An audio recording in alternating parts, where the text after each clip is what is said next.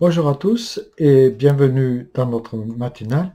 Ce matin, je partagerai avec vous un texte de Matthieu chapitre 7, versets 3 à 5. Pourquoi vois-tu la paille qui est dans l'œil de ton frère et n'aperçus-tu pas la poutre qui est dans ton œil? Ou comment peux-tu dire à ton frère, laisse-moi ôter une paille qui est dans ton œil, toi qui as une poutre dans le tien? Hypocrite, ôte premièrement la paille de ton œil, et alors tu verras comment ôter la paille de ton frère. Voilà un texte qui nous montre que nous avons tous cette fâcheuse tendance à vouloir corriger les défauts des autres, sans même prendre le temps de vérifier les tenants et les aboutissants de telle attitude. Même si cela peut parfois être utile, mais c'est utile à partir et à condition que cela soit fait dans l'amour et dans ce but précis de relever plutôt que de pointer le doigt accusateur sur mon prochain. Le Seigneur nous rappelle que la correction doit avant tout commencer par nous-mêmes, en nous-mêmes. Après avoir effectué notre propre examen, c'est alors que nous pouvons, avec amour, et non avec arrogance, ou mépris, ou méchanceté, ou même avec un esprit de supériorité, reprendre notre prochain pour l'aider à devenir meilleur. Tel est l'ordre selon Dieu. Malheureusement, certains passent leur temps à observer les autres à la loupe et ils oublient de balayer devant leur propre porte. Ils sont souvent prompts à critiquer leurs voisins et même à leur faire la leçon.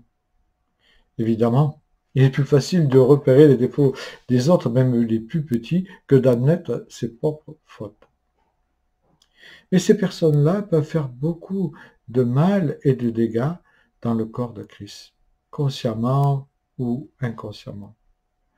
Car elles sont toujours très négatives à l'égard des frères de la communauté. Elles ne finissent que par voir le verre à moitié vide de leur vie. Leur attitude, en fait, je crois, c'est une protection afin qu'on ne voit pas leurs propres fautes. C'est un paravent. Nous savons tous ce que signifie cette paille dans l'œil de notre prochain. C'est une faute que nous croyons, et je le mets entre guillemets, croyons discerner en lui. Il se peut qu'il s'agisse d'un acte ou d'une attitude adoptée à notre égard. Mais qu'est-ce que Jésus entendait par la poutre dans notre œil? Et si cela n'était pas autre chose que notre réaction peu charitable à l'égard de notre frère. Sans doute ce dernier a peut-être des torts, mais notre manière de réagir a aussi des torts. La paille de son œil a provoqué à nous un ressentiment, une critique de l'amertume ou même de la mauvaise volonté, c'est-à-dire autant de variantes de la faute initiale. Le manque d'amour, en fait, est là. Et cela, nous dit le Seigneur, est infiniment pire que le tort minime qu'il a provoqué.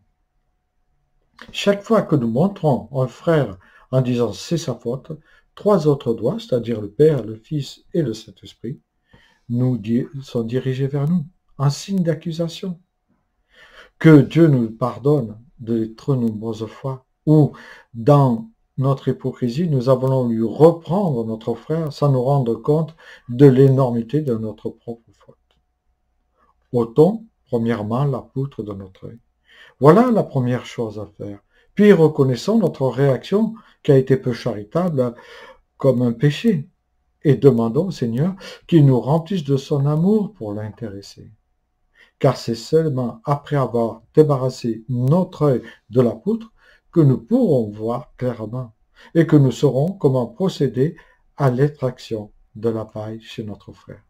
Que le Seigneur nous bénisse et nous donne la force de nous remettre en question.